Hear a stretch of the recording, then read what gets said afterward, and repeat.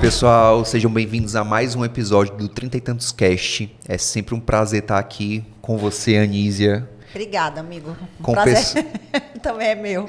Com o pessoal de casa. Esse episódio a gente vai retratar um tema muito legal, muito interessante, que é o auto-perdão. Nós trouxemos hoje Nazareno Feitosa, palestrante espírita, tem um canal muito grande aqui no YouTube. É um prazer ter você aqui. E a gente vai falar sobre esse assunto tão importante, né, na vida de todo mundo, que é o auto-perdão. Eu acho também que é um tema difícil, né? Quando a gente se critica muito, a gente é muito cruel com a gente mesmo, né?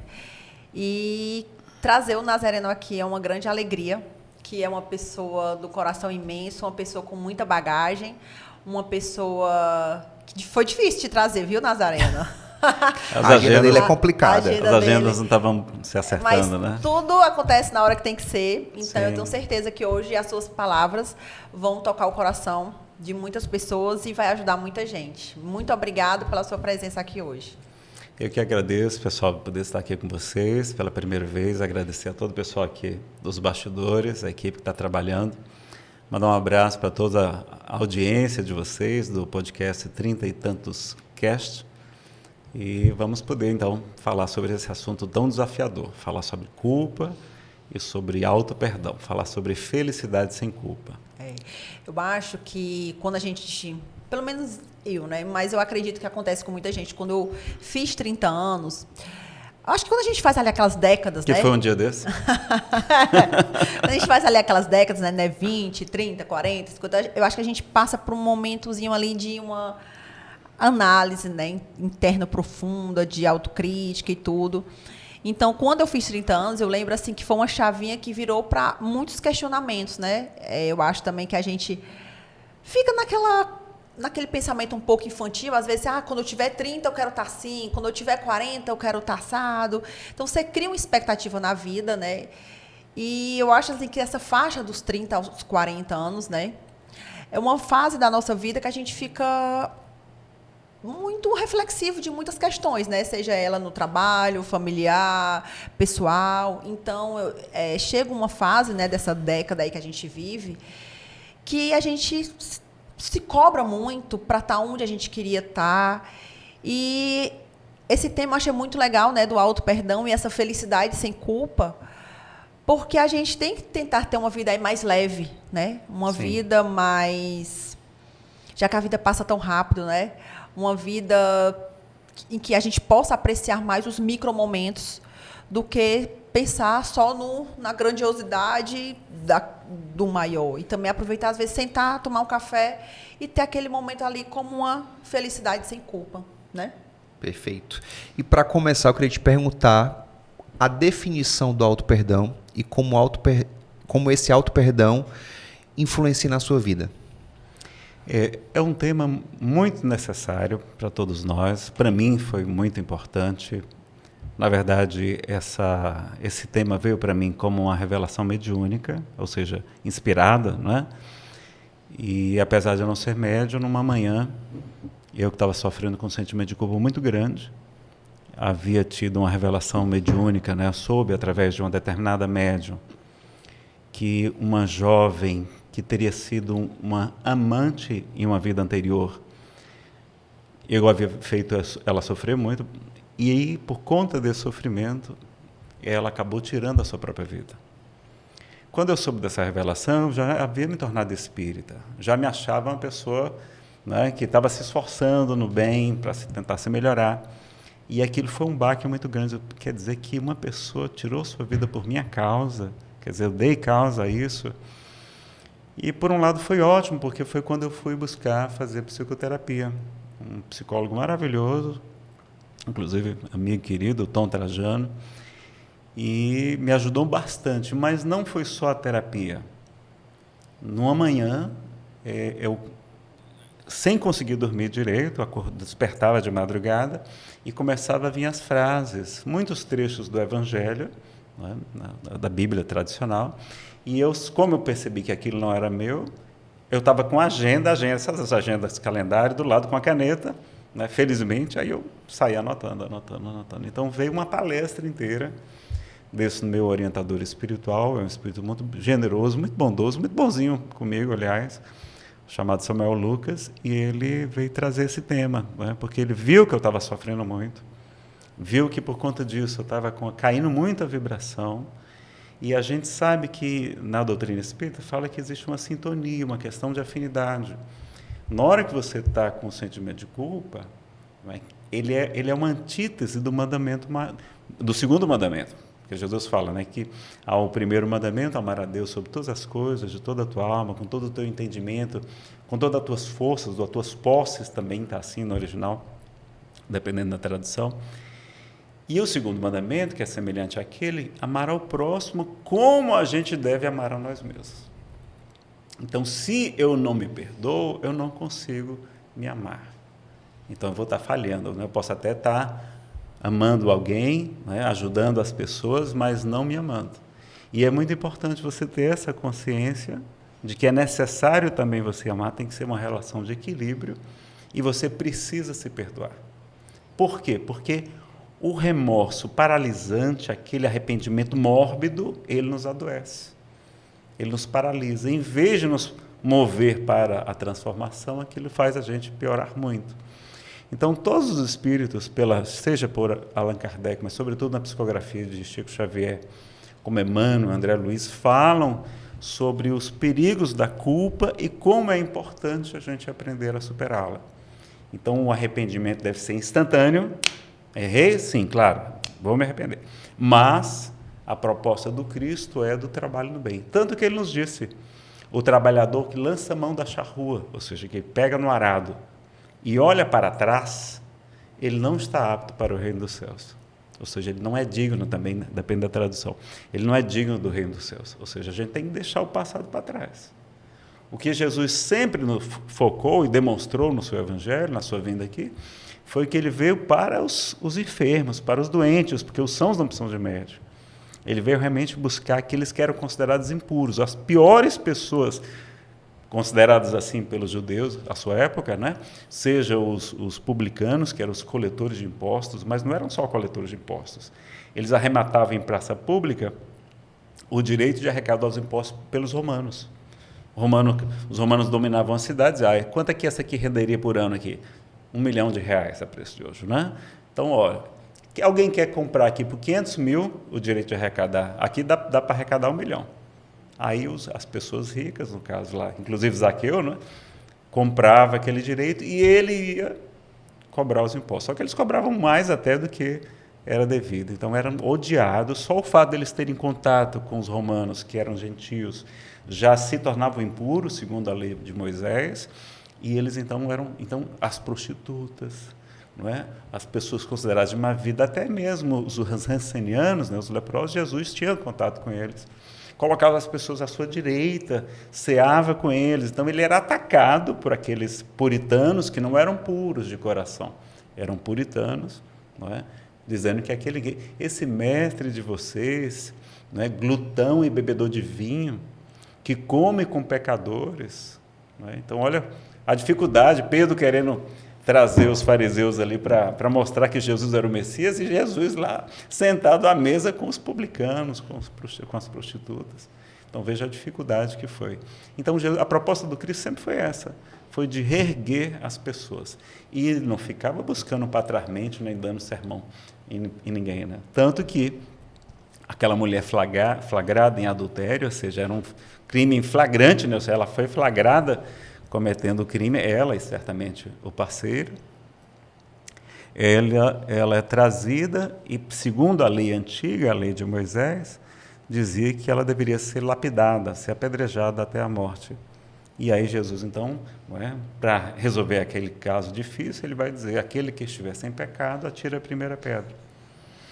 E vejam que eles foram embora, mas Jesus é um Cristo, é a mais elevada hierarquia entre os espíritos puros, é o Messias.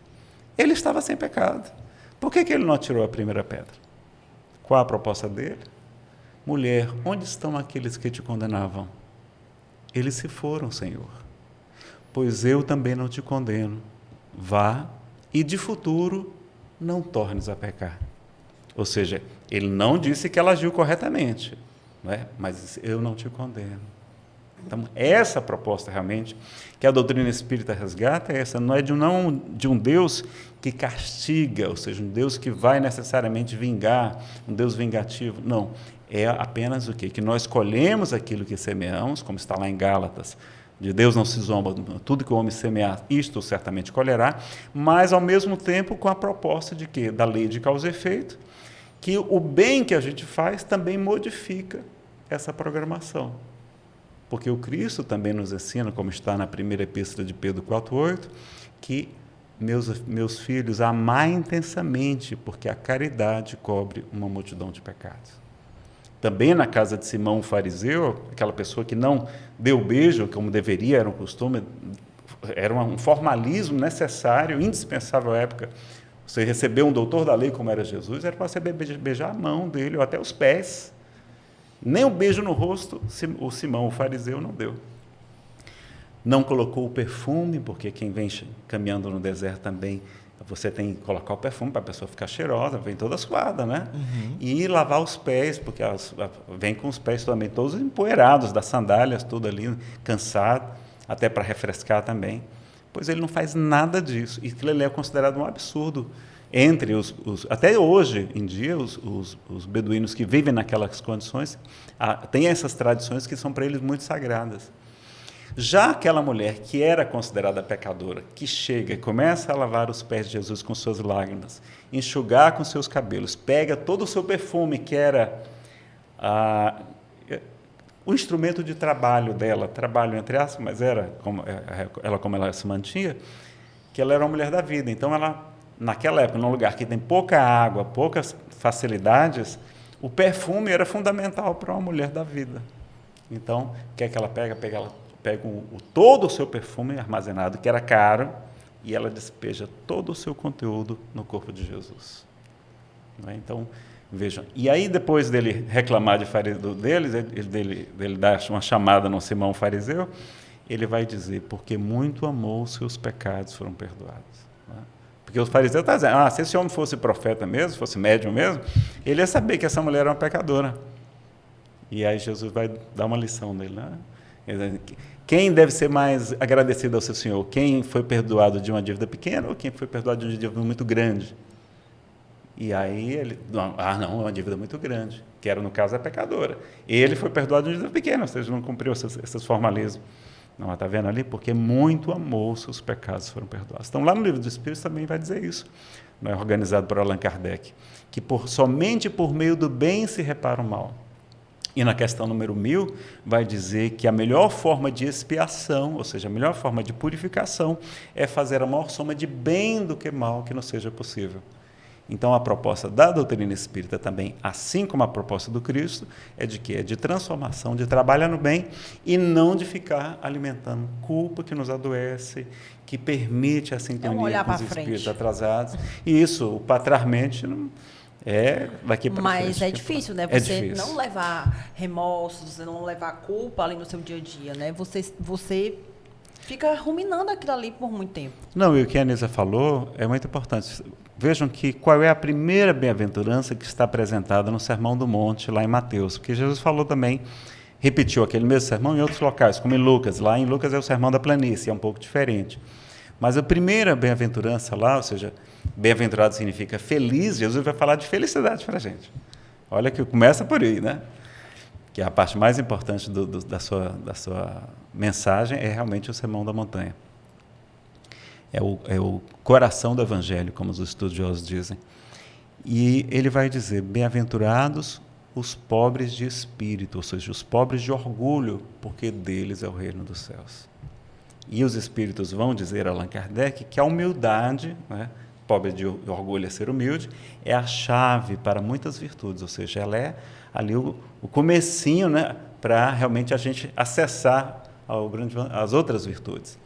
Então, se a gente não tem essa humildade de se reconhecer ainda como espírito ainda em evolução, uma criança espiritualmente falando, porque na doutrina espírita, não é, Deus cria incessantemente espíritos, então nós temos espíritos mais jovens, mais velhos. Os anjos são os nossos irmãos mais velhos, já que avançaram muito, estão nos ajudando, nos orientando, nos esclarecendo, nos iluminando. Não é? E os espíritos que a gente chama de demônios, não é? Aliás, as demais religiões chamam de demônios, ou espíritos impuros. Nós chamamos de espíritos atrasados, ou impuros, espíritos maus. São espíritos ainda mais jovens, ou pessoas que nós prejudicamos e tentam, não é, se vingar da gente. Então, vejam que a gente precisa reconhecer que nós somos ainda como que crianças, espiritualmente falando. Nós somos muito distantes dos anjos ainda. Então, precisamos não nos comparar com Cristo. Não dá para se comparar. A gente tem que segui-lo como modelo, como exemplo, como guia. Mas nós não podemos querer ser igual a ele em todos os momentos. Ser igual a Francisco de Assis, a Madre Teresa, não é? A irmã Clara de Assis, né? Então, enfim, vários personagens que a gente não dá conta. Então, pelo menos eu não dou, não sei. Aí o pessoal do 30 e tantos cast, eu não sei. Mas é importante a gente ter essa humildade de se reconhecer ainda. E Deus sabia que a gente ia errar. Porque os Espíritos dizem que Deus é a suprema inteligência do universo. Ele é eterno, único, imutável, imaterial, onipresente. Mais tarde a gente vai ver na obra espírita também que ele também é onisciente, ou seja, Deus sabe o presente, ele sabe o passado, ele sabe o futuro. Ele sabia que a gente ia errar. Se ele não quisesse que a gente errasse, o que ele teria feito? Já criava a gente tudo anjo, espíritos puros, não erraríamos. Então, o erro faz parte do aprendizado, do desenvolvimento do espírito. E da convivência humana, né? Porque, às vezes, o que é certo para você é errado para mim. Exatamente. Então...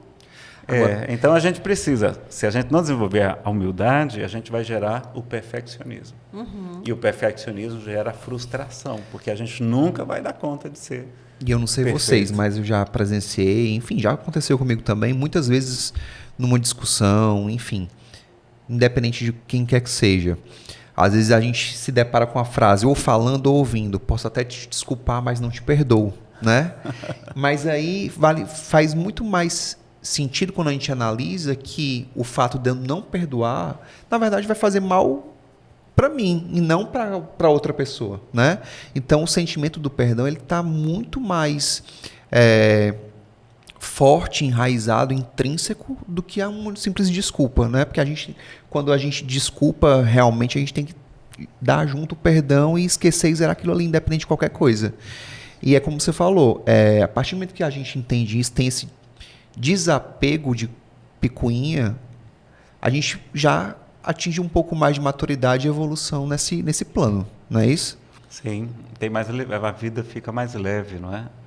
E o próprio espírito chamado Manuel Filomeno de Miranda, pela obra psicografada por Divaldo Pereira Franco, ele vai dizer que nós fornecemos tomadas, plugs mentais que permitem a ação dos espíritos obsessores, dos espíritos maus, que são as imperfeições morais, né? Nosso orgulho, nosso egoísmo, nosso ciúme, nossa inveja, maledicência, etc. Mas tem uma tomada que é a mais excelente de todas, segundo esse espírito, que é o sentimento de culpa. Porque além de você ter o espírito querendo que você fique com o sentimento de culpa para que você caia, sofra, não é? Ou até tire a sua vida, você mesmo está se castigando. Então, apesar que na Idade Média era mais comum, ainda hoje, pessoal, até aqui mesmo no nosso querido Ceará, tem ainda religiosos que se auto-chicoteiam, se martirizam, acreditando que o sofrimento é agradável a Deus. E quando esse espírito, São Meu Lucas, me disse essa palestra, ele disse, Nazareno, quando você falar isso, as pessoas vão ficar surpresas. Como é que em pleno século XXI pode existir pessoas que estão se flagelando, né? Se chicoteando, autoflagelação. Aí ele disse assim, olha, diga para o público que eles também fazem a mesma coisa. Não mais com chicotes, não mais com silício, com instrumentos de tortura, mas com o sentimento de culpa, com o perfeccionismo. A gente acaba autoflagelando. Se autoflagelando. Então é importante, primeiro que até se esforçar, também a gente não pode se acomodar, mas ter essa consciência de levar a vida com leveza, com mais alegria. Né? No próprio Livro dos Espíritos, no Evangelho segundo o Espiritismo, né, que é um trecho do Evangelho de Jesus, né, comentado por Allan Kardec e pelos Espíritos Superiores, sobretudo o Sermão da Montanha, ele vai ter um momento de dizer o seguinte, né, os Espíritos dizendo assim, o item, o homem no mundo. E ele vai dizer assim, sede alegres, felizes. Vejam que o verbo está no modo imperativo, é uma ordem, né? Sede alegres, sejam alegres, né? Felizes, mas seja a vossa alegria a que provém da consciência reta. Seja a vossa felicidade a do herdeiro do céu que conta os dias que faltam para entrar na posse da sua herança. Então é importante a gente ter essa consciência da alegria, sim, né? E o próprio Cristo fala isso, que quando a gente jejuasse, não era para fazer como os fariseus faziam, que se cobriam de cinzas, né? Ficavam com aquela cara moada, triste, para demonstrar que estavam jejuando, estavam fazendo um sacrifício. Não, Jesus disse que era para a gente se arrumar e tal, e se encher de alegria. E ele até compara a sua estadia aqui na terra com uma festa de casamento. Vejam que os fariseus perguntam, mas os teus discípulos não jejuam? E ele vai responder, mas como é que eles podem jejuar? Se estão em plena festa de casamento na presença do noivo. Né? O noivo é ele, porque para os judeus a relação de Deus com a humanidade é como se fosse um casamento, né? Então é uma aliança, né? Então Jesus vem propor realmente a alegria, e em todos os momentos a gente vai ver ele sim falando duramente com as pessoas que tinham muito conhecimento, mas que sobretudo estavam gerando o sentimento de culpa nas pessoas. Vejam, quando ele vai falar com os fariseus, doutores da lei, que ele era duro, chamava de hipócritas, de túmulos caiados, brancos por fora, mas cheios de podridão e de iniquidade por dentro.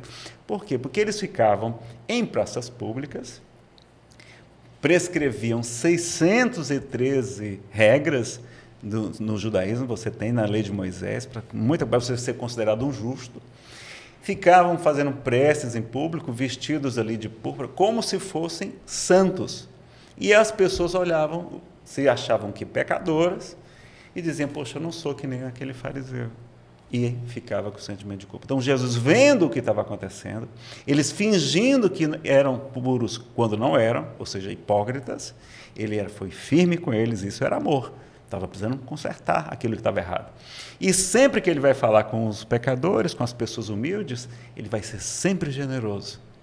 Com os fariseus ele fala duro, não é? Inclusive aquela frase, a quem muito foi dado, muito será cobrado, algumas traduções têm pedido, as duas estão corretas. Jesus não estava falando certamente com o pecador, ele estava falando com quem? Com quem tinha muito conhecimento. Olha, vocês aí que têm muito conhecimento, que conhecem a lei e os profetas, né? A Torá e os livros dos profetas, não é? A quem muito foi dado, muito será cobrado. Agora, com os pecadores, não, sempre ele extremamente generoso, não é? Na doutrina espírita, além de resgatar essa fala de Jesus, os espíritos esclarecem, dizendo o seguinte, aos espíritas, a quem muito foi dado, muito será pedido, mas será muito dado também se souberem bem aproveitar. Olha que coisa. Mesmo nas casas espíritas, a gente vai e a pessoa só fala, olha, quem muito foi dado, muito será cobrado. A gente não fala a frase por inteiro, como Kardec, né, colocou em O Evangelho segundo o Espiritismo, mas será muito dado também se souberem bem aproveitar. Então, ao mesmo tempo, Jesus fala de recompensas para a gente. Lá em Marcos 10, 28 a 30, quando eles estão discutindo determinado tema sobre a riqueza, e aí Simão Pedro pergunta, né, mas Senhor, o que será de nós? Aí ele vai dizer, Simão, eu vos digo a verdade, que tudo aquilo que renunciardes na terra por amor de mim ou do meu Evangelho, recebereis em cêntuplo, 100 vezes mais, desde agora, com perseguições, e no porvir a vida eterna. Ou seja, a gente vai receber em cêntuplo tudo que a gente renunciar por amor a Ele e amor do Evangelho. Ao mesmo tempo, lá no Evangelho segundo o Espiritismo, capítulo 20, item 5, o Espírito Verdade também confirma isso, dizendo os espíritas receberão em cêntuplo tudo aquilo que houverem esperado.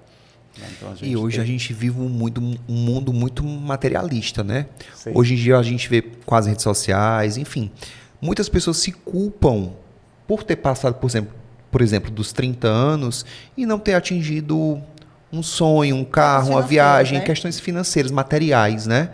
E acabam se culpando em relação a isso, né? Cobrando demais. Exatamente. E aí vai justamente contra tudo que você está falando agora, né? Então, esse sentimento, como que as pessoas podem buscar uma ajuda para ter esse auto-perdão?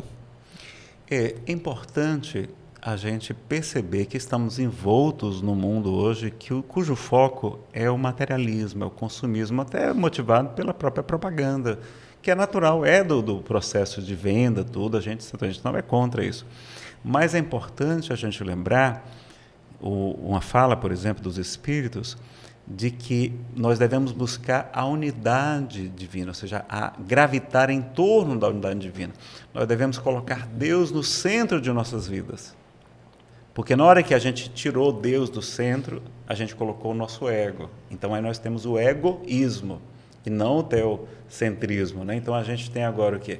A gente cultuando outros deuses. Em vez de cultuar a Deus, amar a Deus sobre todas as coisas, nós estamos amando a nós mesmos. Estamos amando o Deus Mamon, das riquezas. Nós estamos cultuando o Deus da beleza, da juventude, do poder, do sucesso, da riqueza. Então, assim, e a gente até está fazendo sacrifícios, não mais de crianças ou de pessoas ou de animais, mas estamos sacrificando, por exemplo, o tempo com nossos filhos para correr atrás de ganhar dinheiro e etc. Então, vejam como a gente está, realmente, a gente tirou Deus do centro do universo. Quando a gente vai fazer aquela interpretação do Apocalipse, lá no finalzinho, quando nós temos a redenção da humanidade, né, a nova cidade, a nova Jerusalém de luz, né, a nova cidade santa, nós vamos ver lá que a cidade tem luz própria, ela brilha. Por quê? Porque Deus mora no centro da cidade. Ou seja, a gente colocou Deus no centro de novo. É isso que está faltando, a gente sair um pouquinho do centro, não é? Parar de se comparar, porque a gente se compara muito, e ao mesmo tempo ver o desapego dos grandes mestres. As pessoas mais iluminadas que o mundo já conheceu, não promover, aliás, pelo contrário, buscaram a pobreza, até para dar o exemplo, dizendo, olha, você aí que não tem recurso, você que não tem dinheiro, que não tem casa própria, é possível ser feliz. Vamos conquistar, acumular tesouros nos céus e não aqui os da terra. Então, Jesus, se você analisar o Cristo, vários dos outros grandes emissários falaram do desapego, mas ele viveu intensamente, ao máximo. Jesus não... Uma vez eu estava me queixando, né? Eu estava em Brasília, e aí morando de favor, os imóveis muito caros em Brasília, não é? Mais do que aqui em Fortaleza. E eu tentando juntar dinheiro para dar entrada no apartamento, eu não conseguia, né? E morando de favor, graças a Deus. Eu fiquei quase 3 anos morando de favor com um casal lá de primos lá em Brasília. Agradeço muito a eles. E aí eu pensando comigo, meu Deus, eu não consigo juntar dinheiro e tal. Aí o Espírito Samuel Lucas, pela inspiração, né? Eu não escuto propriamente, nem eu vejo. E ele disse assim, meu filho, mas me diga uma coisa. Jesus, o filho mais excelente de Deus, ele tinha casa própria? Deus não. Ele dizia, as raposas têm suas tocas e as aves dos céus têm seus ninhos, mas o filho do homem não tem uma pedra onde reclinar a cabeça. E era feliz. Ele não nasceu em berço de ouro, não é? Nasceu numa manjedoura, no estábulo, no meio dos animais. Os melhores amigos dele o abandonam, todos o abandonam, um deles inclusive o trai, não é? Não tinha estudo, Jesus não tinha faculdade, não era rabino, não tinha, não é? Não tinha pós-doutorado. Hoje em dia o pessoal quer ter até pós-doutorado, né? Está preocupado com tanta coisa. Não tinha dinheiro, as vestes simples, tudo que você vai imaginar, tudo ao máximo do desapego foi o Cristo, né? Então, e ele vem nos mostrar como, mesmo assim, a paz de Jesus, a paz do Espírito, a tranquilidade dele, a felicidade dele, não é infinitamente maior do que nossa, que temos muitos bens materiais, né? E vemos muita gente que tem muita riqueza com depressão, indo aí para todos os tipos de drogas, não é? Indo para tirar a sua própria vida, lamentavelmente. Nazareno, uma questão que eu acho assim conflituosa, sabe? Às vezes existem algumas famílias, um contexto ali familiar complexo, complicado, e que muitas vezes aquela pessoa se sente diferente daquela família. Sim. Então, fica naquele conflito sobre o que de fato ela é, sobre a maneira dela de ser, com a culpa dela se sentir diferente de ser da família, né? Então, fica se martirizando pelo fato dela ser diferente. Então, qual o conselho que você pode dar para essa pessoa? Dela, de fato, se aceitar de ser diferente daquele clã familiar? Carl Gustav Jung tem uma frase, uma máxima assim, muito interessante. Ele vai dizer assim, que nós nascemos originais, únicos, e morremos cópias. Ou seja, em vez de valorizar a nossa individualidade, os nossos talentos, porque cada um nasce, né, com determinada carga de talentos para multiplicar, a gente vai querendo se tornar igual aos outros, né? Em vez de o contrário, de valorizar a nossa própria individualidade. É o processo de individuação que Jung chama, esse processo da gente buscar esse autoconhecimento e não só se conhecer, mas a autoiluminação. A gente buscar essa iluminação que uma parte dela importante é você ter consciência. Olha, eu estou na condição de espírito ainda muito jovem, atrapalhadinho, vou errar, mas também vou reparar, não é? Vou conquistar amigos. Então, assim, e conhecendo realmente as orientações que todas as religiões sérias a gente defende, a gente valoriza de maneira muito sincera. Por quê? Porque pelos frutos se conhece a árvore. Então, todas elas pregam o bem, pregam o amor, o perdão, a paciência, a humildade, enfim, né, a caridade. E, ao mesmo tempo, falando aqui agora em caridade, a gente percebe que o que o Cristo pediu para a gente, de mínimo, qual é a nota de corte, assim, não é? No Espiritismo fala em salvação, fala também. Fala mais em evolução, mas há momentos de salvação, ou seja, de triagem, de escolha, como na parábola do joio e do trigo, que Jesus nos fala, mas, sobretudo, naquela parábola que Jesus narra o que vai acontecer quando ele voltar. Então, quando Jesus fala para a gente, é mais importante do que quando os profetas falam, quando os discípulos falam. O Cristo tem supremacia. Ele vai dizer, quando o Filho do Homem retornar com toda a sua glória, com sua corte de anjos, ele dividirá as nações, passará os bodes à esquerda e as ovelhas à direita. O que é que ele está acontecendo? Está acontecendo um juízo, ou seja, um julgamento. Quem são os bodes? São aqueles espíritos endurecidos no mal, que não mais poderão continuar reencarnando aqui na Terra. Essa é a interpretação na doutrina espírita. Que emigrarão daqui para outros mundos, outras condições, onde haverá choro e ranger de dentes, ou seja, haverá choro, vai ter saudade, vai ter frio, né? Bater o ranger de dente é de frio, não é de calor, não é? Quando vieram alguns desses espíritos há um tempo atrás aqui para o planeta Terra, quando o mundo de lá também evoluiu de mundo de expiação e provas para mundo de regeneração, veio uma grande quantidade, milhões de espíritos vieram para a Terra, e eles chegaram justamente na época do fim da era glacial, dessa mais recente, da era do gelo mais recente. Então, foi choro de saudade, porque o planeta deles era muito mais avançado na constelação de Capela, e vieram aqui para a Terra para ajudar, com a sua inteligência, a evolução dos terrícolas, né? dos terráqueos que já estavam aqui. Mas, ao mesmo tempo, desenvolver o coração, que estava pouco desenvolvido. Então, a gente sabe que, do mesmo modo, a Terra está chegando em breve a uma condição de mundo de regeneração. Todas as religiões, o judaísmo, o islamismo, etc., falam desse mundo vindouro, dessa época diferente. E esse mundo novo, que na doutrina é chamado de mundo de regeneração, somente vão poder ficar aqui os espíritos mais ou menos maus, porque a gente não é bom, a gente é mais ou menos mau, não é? E os endurecidos no mal emigrarão daqui do planeta. Então, a Terra vai se tornar um mundo muito melhor, com muito mais tecnologia, com muito mais facilidade. E qual o critério que Jesus estabelece? Quem é bode e quem é ovelha? Quem são os que vão ser expulsos e os que continuarão? Só tem um critério que ele coloca. Porquanto tive fome e vós me deste de comer. Tive sede e me deste de beber. Careci de teto. Era imigrante, era estrangeiro. Estava lá na Venezuela, na Síria, na Ucrânia, no Mianmar, né? Na faixa de Gaza agora, ou em Israel, e me acolhestes. Estive preso e me visitastes.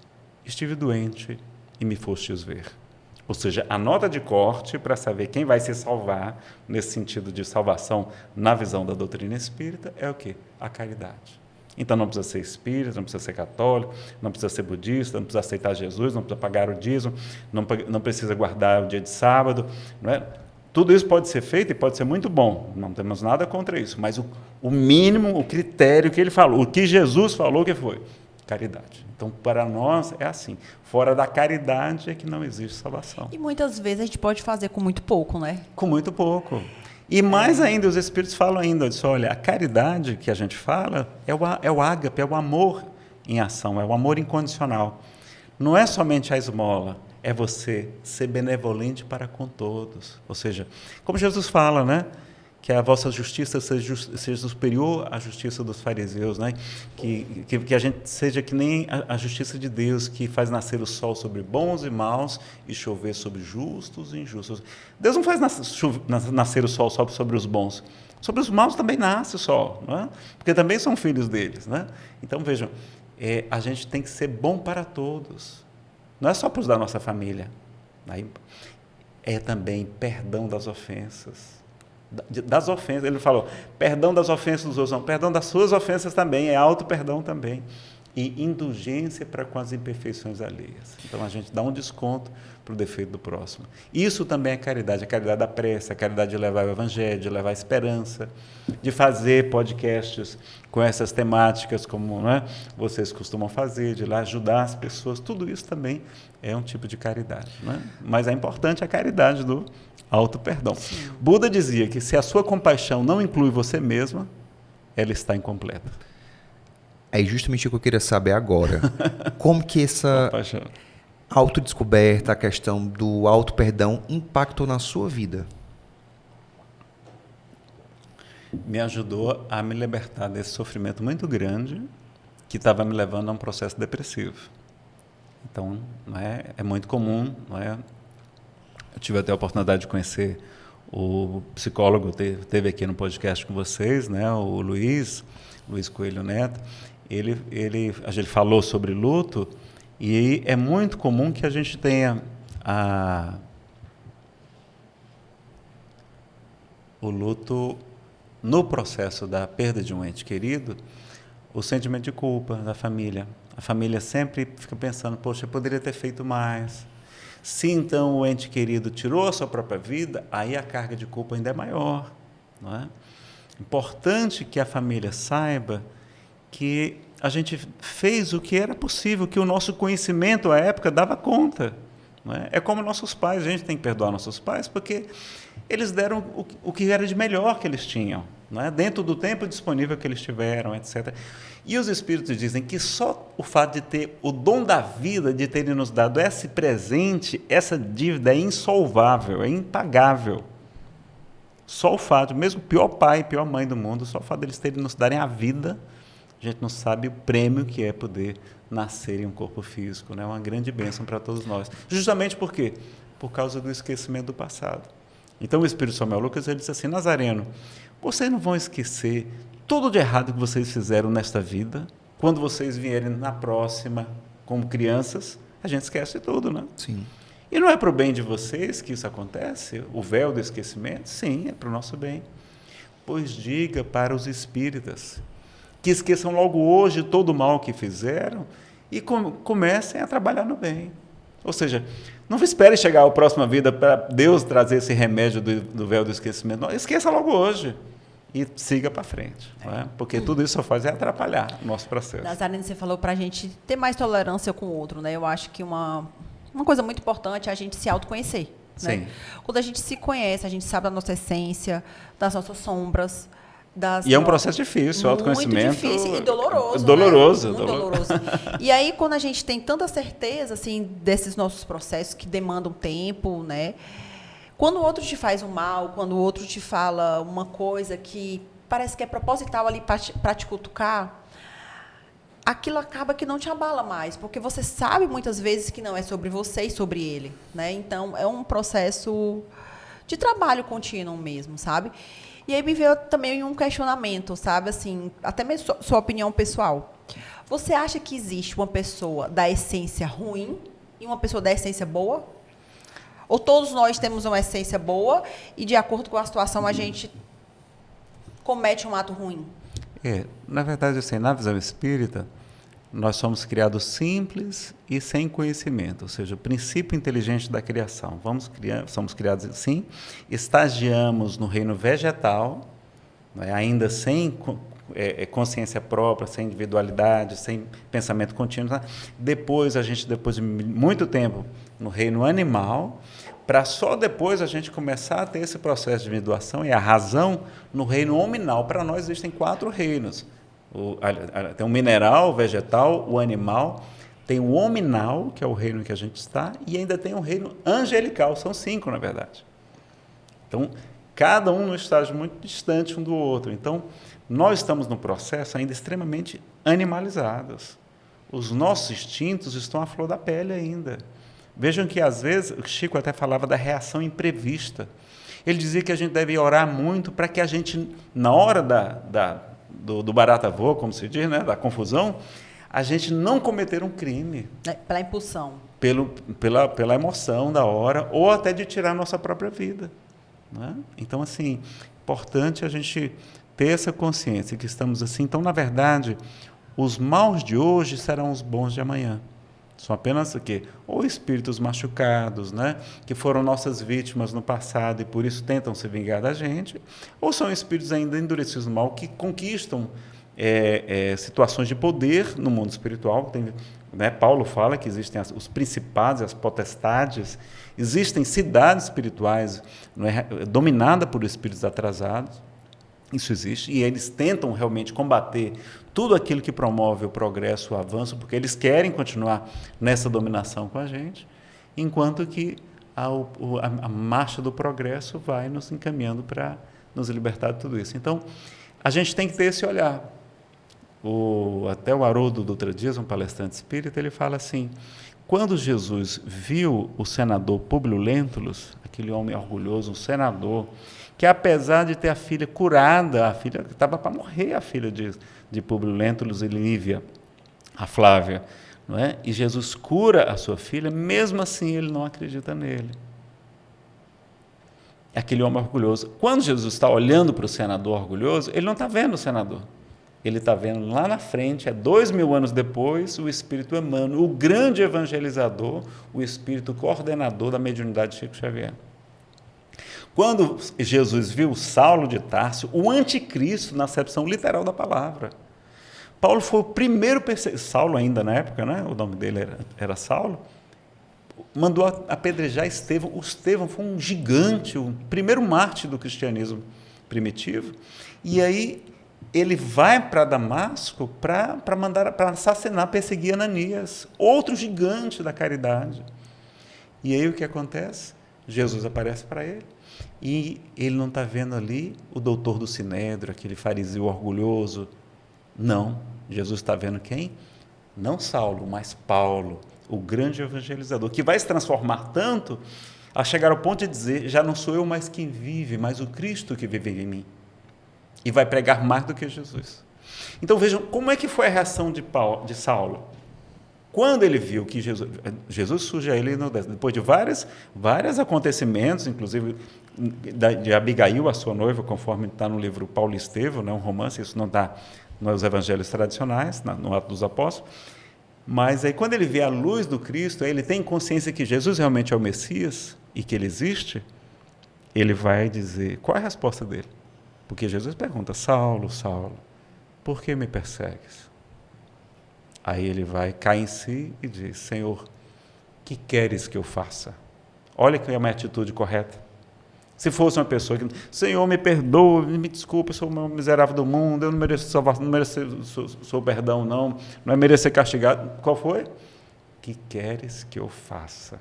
Então, essa que é a proposta que a gente tem que colocar. Não é? Errei, me equivoquei, nós temos todo o direito de errar, mas nós temos o dever de reparar o nosso erro, e é reparável. Então, o pedido de desculpa é uma forma de evolução também, né? Sim, sim. E é um processo, porque a pessoa lhe magoou, né?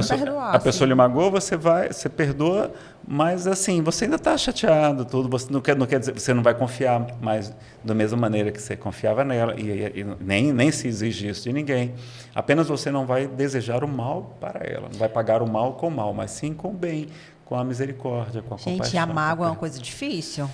E é um veneno que a gente fica bebendo, se envenenando toda vez que a gente alimenta. Mas não é fácil, não. Você passa anos e anos com aquela mágoa ali. E adoece. E adoece. Promove doenças. Gente, eu vou contar uma história. É um atraso de vida, eu vou contar uma história para vocês. Eu sofro desse mal, tá? Eu tenho que evoluir muito nisso. Há muitos anos atrás, quando eu era militar, teve lá um comandante que me fez muito mal. Muito mal, assim, foi uma situação que minha vida passou um ano muito difícil por conta dessa situação. E aí eu guardei por muitos anos, uns 5 anos, uma mágoa, uma raiva profunda dessa pessoa. aí teve um dia que o mundo gira tanto, que isso foi no Rio de Janeiro, e 5 anos depois eu encontrei essa pessoa em Brasília. Fui trabalhar com a esposa desse cara, imagina.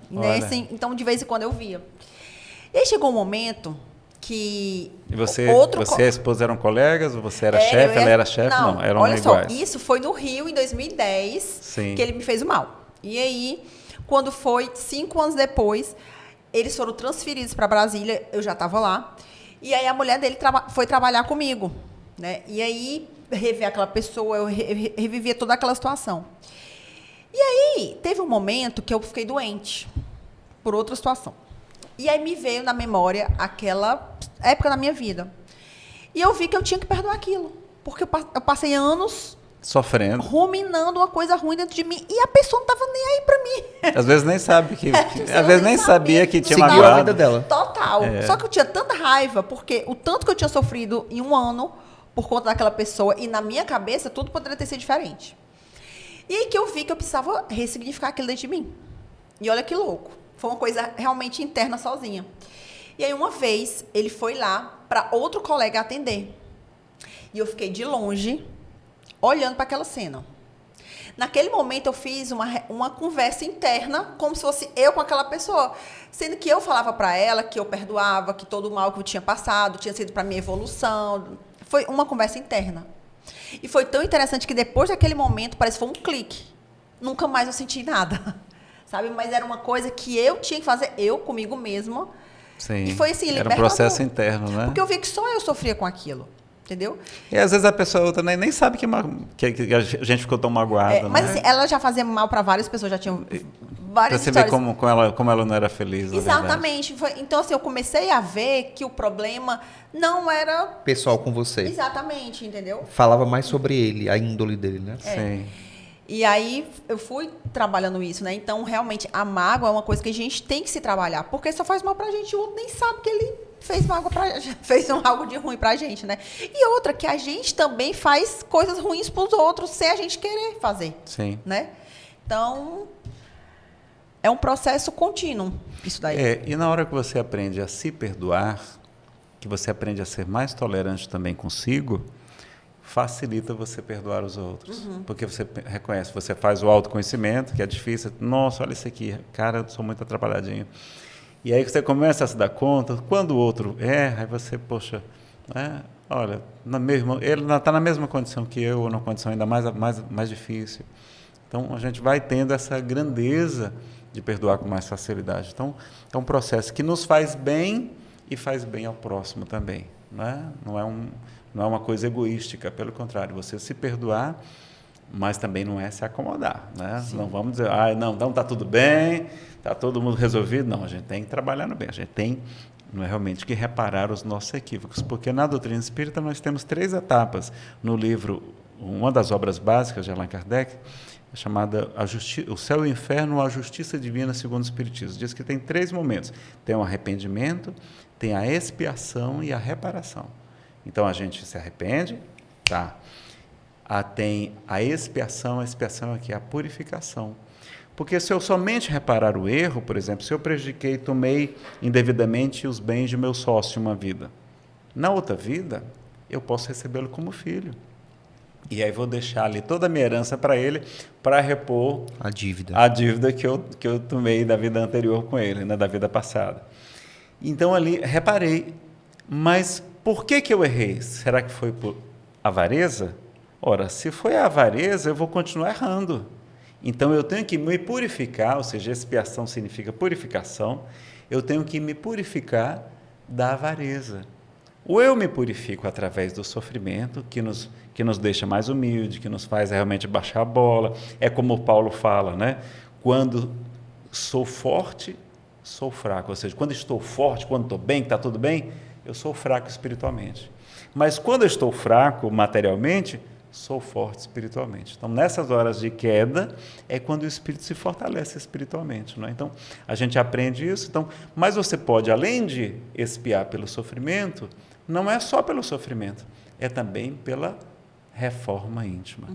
Então, quando João Batista fala, e Jesus também repete, arrependei-vos porque o reino de Deus está próximo, a palavra em grego é metanoia, Metanoia, a gente até pode traduzir também por arrepender-se, mas a melhor tradução é mudança de mente, metanoia, mudança de pensamentos, é a tal da reforma íntima, que a gente consegue, sobretudo com o autoconhecimento, né, que é o meio prático mais eficaz do homem melhorar-se nesta vida e de resistir aos arrastamentos do mal, diz o Espírito Santo Agostinho a Allan Kardec em Um Livro dos Espíritos. É aquela máxima, né? O ser humano ou aprende através do amor ou através da dor, né? Só que a gente, eu acho que não tem todo esse nível espiritual para aprender pelo amor. A gente muitas vezes aprende pela dor. A gente normalmente ainda está aprendendo pela essa segunda, essa primeira opção ainda. A segunda nós temos usado muito pouco, mas vamos exercitar mais, Mas é um exercício e a gente precisa também conhecer, né, nos analisar para poder a gente conseguir ir evoluindo a cada dia, porque às vezes também não pode a gente se iludir que no mundo que a gente vive, vamos supor, a partir de agora eu consigo fazer tudo de uma única vez, mas a partir do momento que eu entendo, que eu conheço, que eu tenho que fazer a caridade, que eu tenho que ter um autoconhecimento, que eu tenho que aprender a perdoar, e você vai fazendo isso nos pequenos detalhes, vai chegar um momento que a vida fica mais tranquila, né? Sim. Nazarene, você falou, agora vai fugir um pouquinho do tema, mas depois a gente vai trazer de volta para o tema, mas é porque eu fiquei com uma curiosidade. Você falou sobre o seu guia espiritual e que você é como se você conversasse com ele através da sua intuição. Uhum. Engraçado que eu já senti isso também, mas... É o anjo da guarda, que a Igreja então, Católica fala do anjo da guarda. Eu queria saber, né? assim, são os espíritos amigos, todos familiares, nós temos isso. É um momento que você tem que ficar em conexão para sentir isso. Quando que a gente sabe que é nosso e quando não é?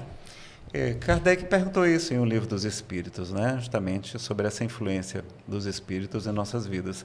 E a gente aprende que todos nós, além dos espíritos familiares, dos espíritos amigos que nos acompanham, que querem o nosso bem, que estão ali nos inspirando para o bem, como também os que querem nos atrapalhar, não é? Que é natural, nós temos um espírito guia, um espírito protetor, não é? Ou mentor, que é responsável de acompanhar a nossa vida aqui na Terra. Então, é nosso melhor amigo, né? É um amor, assim, semelhante ou até maior do que o amor de uma mãe pelo filho. É esse espírito em nossas vidas. Ele nos conhece por inteiro? Conhece. É um espírito que normalmente já nos conhece há bastante tempo. É um espírito normalmente mais elevado que a gente e que está ali nos orientando, nos ajudando. Então, muitas vezes a gente vai conseguir perceber. Porque tem, por exemplo, essa palestra mesmo, como eu falei para vocês, eu não conseguia dormir, inclusive eu estava até gripado. E eu tentando dormir, deitava para dormir, daqui a pouco vinha outra frase, aí eu anotava.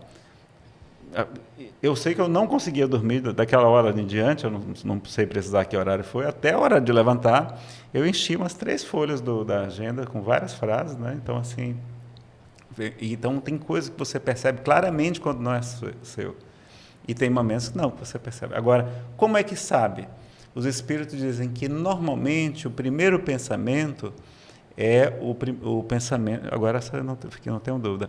O que eles falam é o seguinte, que, a rigor, o primeiro pensamento, normalmente, é o que nos é sugerido. Mas isso, a rigor, não importa. Porque o que importa? Nós estamos aqui no mundo de prova, no mundo de expiação, ou seja, é purificação, é metanoia, é reforma íntima, mas é também de testes, de avaliações. E uma das coisas que a gente está aqui para desenvolver é essa razão. É ter as duas escolhas, ter a inspiração para o bem e a tendência para o mal, seja nossa ou seja inspirada por um espírito atrasado, e a gente julgar da melhor maneira, né? A escolher aquela melhor parte, entendeu? Mas tem essa pergunta do livro dos Espíritos. Só que eles falam assim, que não dá para saber exatamente, não. Mas linkando com isso, como que eu posso utilizar disso para me ter o auto-perdão? Vai ser uma ferramenta a mais, que é a inspiração que todos nós temos, que a gente vai receber essas orientações. E se é um espírito mais evoluído, ele vai realmente seguir nesse mesmo caminho de Jesus, ou seja, de propor que a gente deixe o erro para trás e que a gente trabalhe no bem, né? Que a caridade cobre a multidão de pecados. Então, é uma ferramenta a inspiração, mas a rigor todos temos a inspiração, não é? Uns de maneira mais apurada ou não, como eu faço muitas palestras, os palestrantes, em tese, eles têm uma capacidade de inspiração maior, ou seja, uma capacidade de entrar em contato, mesmo que não sejam médiuns ostensivos, ou seja, de ver o espírito, de escutar propriamente, não é? Eu não sou médium ostensivo, mas a inspiração é muito clara quando ele aparece, assim, quando me vem, sobretudo nos momentos em que eu tenho muita dificuldade, aí eu percebo que o amparo desse amigo tão querido, sabe? Foi um monge franciscano. Ele. É a única informação que eu tenho. E o nome dele, que uma vez uma médium me contou, que eu também não soube por ele. Mas não é importante. Importante é o quê? Se você tem acesso a essa informação, importante é você escolher. E se conectar, seguir, né? Se conectar. Eu acho que o mais importante é justamente isso, essa conexão interior, sabe? Sim. Eu acho que quando a gente faz essa conexão, vai fluindo melhor, as ideias vão clareando. É porque às vezes a gente está num momento tão conturbado. A nossa vida está tão corrida. Isso. A gente não medita. A gente não organiza os pensamentos, né? A gente não tem momento de meditação, de nada. Quando eu estou montando palestras, vem muita inspiração. Eu acho, às vezes, assim, eu pelo menos, quando eu estou num momento assim, com muito problema, muito confuso, você fica tão turbulento que você, às vezes, não consegue se conectar com si. Sobretudo vida de mãe, né? Mãe É heroína, complicado. heroína. Mãe, quando, né, você pode perceber, as mulheres quando morrem já vão tudo para o lugar bom, os homens não, tudo... E as mulheres conseguem fazer tudo ao mesmo tempo, né? O homem não consegue, não. Tem que ser uma coisa de cada vez. Uma caixinha de cada vez. Nazarena, a gente está chegando no fim da nossa entrevista, está sendo um bate-papo bem leve. A gente tem um quadro aqui. Essa caixinha, ela tem perguntas assim que não tem muito a ver com o tema, mas é para responder algo pessoal seu. Então, vou querer que você sorteie aqui uma Certo. pergunta, leia. Não, ao contrário. Ao contrário? Desculpa. E agora, Nazarena, adorei nosso papo. Deixa eu abrir. como é que abre aqui esse aqui? É muito bom. A gente fica sempre querendo falar mais um pouquinho, né? Passa rápido. Passa rápido, né? Mas aí Vamos ter tem, um- vai Mas ter outra quando a oportunidade. conversa é boa, aí eu A tenho gente vai ter passar que rápido, né? encontrar mais um companhia espaçozinho boa. na sua agenda Não, quando concorrida. você me deu a sua lista de temas, eu fiquei na dúvida, porque são muitos temas. Sim, tem muitos temas. É bom, quem quiser, né, aproveitar já deixar aqui a informação, quem quiser verificar esse tema do auto perdão, felicidade sem culpa em Sim. mais profundidade, em forma de palestra e não em forma de bate-papo, né, procura lá no meu canal no YouTube, chama Nazareno Feitosa. No YouTube tem mais de 2.000 vídeos. Muita coisa. E tem essa palestra A gente várias vai colocar vezes, aqui na edição. inclusive. Isso, É. Nazareno Deixar o Feitosa, link também. tá? Nazareno, conte uma lembrança engraçada da sua infância. Uma lembrança engraçada da minha infância. Sua infância foi aqui em Fortaleza? Foi aqui em Fortaleza, até os 12 anos, aí, quando eu fui morar em Recife, né? Bom, engraçada. Eu estou com vontade de falar uma lembrança engraçada, não. Estou falando com vontade de falar outra coisa. Fala o que Pode seu ser, sem coração. ser engraçada? O que seu coração mandar. Pronto. Desde criança, tinha vontade de tirar minha vida. Sério? Meus pais nunca imaginavam, porque eu era uma criança, né, normal, ia bem na escola, tudo, né? Aquela história, quando estou forte, sou fraco, né? Inclusive, tinha dinheiro, saúde, juventude, minhas paqueras, escola, tudo, não faltava nada. Meus pais, né, ainda os tenho aqui em vida. E eu tinha até cabelo, pessoal, E aí eu não queria saber de Deus, aí eu me tornei ateu. Olha que coisa curiosa. E nesse período que eu estava nesse questionamento, por conta dessa moça que tirou sua vida na vida anterior, né, que eu fui amante dela, não é?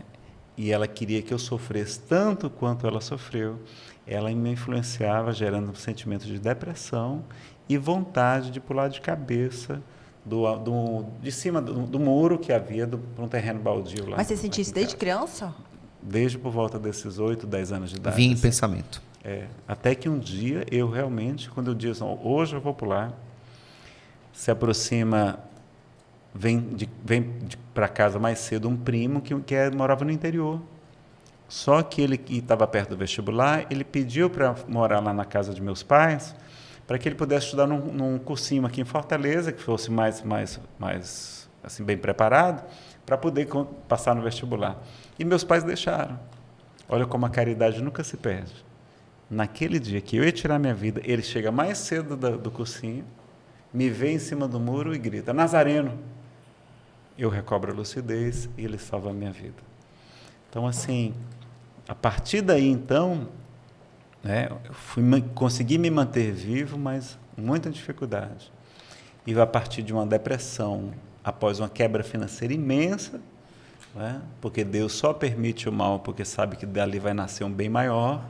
A gente colher aquela nossa sementeira, mas ali vai ter um aprendizado, uma transformação. É que eu voltei a acreditar em Deus, quando eu busquei respostas e conheci a doutrina espírita. Então, assim, esses fenômenos que acontecem, mesmo aquilo que aparentemente é uma coisa ruim, que é uma coisa triste, né? Está ali por trás como se fosse a depressão iniciática, como teve Francisco de Assis. Francisco de Assis, depois que ele descobriu que naquele processo da depressão de quase um ano que ele ficou acamado, que ele não veio à Terra para estar nas festas, somente nos bailes, nas baladas, mas que ele era verdadeiramente um emissário do Cristo, ele vai viver o Evangelho de Jesus como ninguém jamais houvera vivido antes. Então, quando a gente descobre que a depressão está tentando nos ensinar, a gente vai dar um gigantesco salto na nossa evolução espiritual. Tá? Então, Obrigada por compartilhar. Gostei o recado muito. aí para quem estiver passando por essa dificuldade. E uma coisa assim que me veio para falar, né? Que a gente tem que também se sentir merecedor de coisas boas que Deus tem preparado para a nossa vida, né?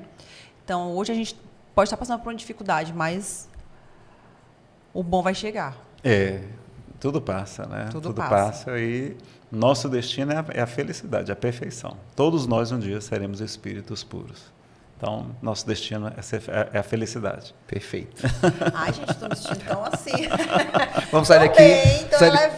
Vamos sair daqui hoje tentando fazer o bem ao próximo, caridade e ter isso na nossa vida, né? Eu queria contar mais uma história, gente. Conte. Mas é uma história, tipo, essa história me marcou. Foi semana passada. Vou contar só mais essa. Mas esses compartilhamentos são terapêuticos, sabia? A doença sai pela boca. É que quando a gente estava conversando sobre fazer o bem nas pequenas coisas, foi uma situação dessa. Quando eu estava indo embora de Brasília, no final de 2022, eu tinha ido num domingo, final de tarde, tomar um café com minhas filhas lá no Shopping Guatemi. E lá, no final, assim, no andar térreo, tem uma loja de brinquedo. Guatemi patrocina a gente aí, ó. Aí tem uma loja de brinquedo e um café em frente. E a minha mais nova estava dormindo no carrinho e eu estava só com a mais velha comendo pão de queijo aqui. E aí, do lado, tinha uma mãe com uma filha, era uma senhora, a filha tinha mais ou menos assim a minha idade. E essa menina chorava, mas ela chorava muito. Só que eu estava assim também tão aérea, porque eu estava indo embora, que eu nem estava prestando atenção na conversa dela. Eu só vi que ela estava chorando muito. E aí eu virei assim, eu acho que quando eu virei, eu acho que ela estava assim tão sufocada para conversar com alguém, que nisso a gente começou a conversar. E aí começou a conversar, ela me contou porque que ela estava mal e tal. E aí eu também não estava passando por uma fase fácil e tinha uma música que eu escutava muitas vezes essa música. Eu morava na Asa Norte e ia trabalhando para Águas Claras, dava uns 40 minutos. E eu ia escutando várias vezes essa música. E aí eu falei assim para ela, olha, eu vou te passar uma música que eu escuto nos meus momentos de tristeza e tal. Ela, na verdade, eu vou contar que ela estava triste porque ela estava tentando já engravidar há muito tempo e não conseguia, né? E eu falei, olha, eu também tentei engravidar, não consegui, olhar aqui minhas filhas, o seu momento vai chegar, enfim. E que ela falou que estava quase separando por conta disso, a gente ficou conversando e tal, e eu falei para ela ouvir essa música. E nunca mais vi essa menina. Vim embora, nunca mais soube dela. Gente, semana passada, ela me mandou uma mensagem, porque eu tinha passado a música para ela pelo WhatsApp, o link no YouTube. Ela me mandou, Anísia, você não sabe o quanto aquela conversa me fez bem e o quanto essa música reverberou na minha cabeça, na minha vida, em vários momentos que eu estava triste. E hoje eu estou grávida de 5 meses. Maravilha. Gente, mas assim, eu fiquei tão emocionada, eu chorei quando eu li a mensagem dela. E ela falou assim, aí eu falei que tinha ficado feliz, obrigada por ela ter me mandado aquela mensagem e tal. E ela falou assim, muitas pessoas não voltam para falar que o outro fez bem, mas muito obrigada por aquele acolhimento naquele momento, principalmente porque você não me conhecia, né? Então, acho que o bem a gente pode fazer em coisas muito pequenas, né? De a gente ouvir o outro, acolher o outro. E muitas vezes no dia a dia a gente está ali com uma pessoa de trabalho que você nem percebe que o outro tá mal, né? Então, são nas pequenas coisas. E eu acho que a nossa mensagem de hoje vai ser muito, muito positiva na vida de muita gente para olhar diferente do aqui para frente, né? É isso. Muito obrigado mais uma vez pela sua presença. Acho que foi incrível. Além de ter sido leve, eu acho que é algo que vai realmente transcender e ajudar muitas pessoas que vão assistir o episódio. Muito bacana. Eu que agradeço, pessoal. Um grande abraço a todos e contem conosco sempre que precisarem. Muito obrigado. E você aí de casa, curta, compartilhe, deixe sua sugestão e encaminhe esse vídeo também para mais pessoas, para que elas consigam absorver, né, o conteúdo que foi deixado aqui, que foi muito bacana. E eu aproveito para agradecer também aos patrocinadores que fazem com que a gente consiga realizar esse programa cada vez mais e melhor, com qualidade melhor. E é isso. Não esqueça, os 3C. Curtam, comentem e compartilha. Um beijo, muito obrigada pela audiência. Para quem ficou até o final e semana que vem tem mais. Beijão.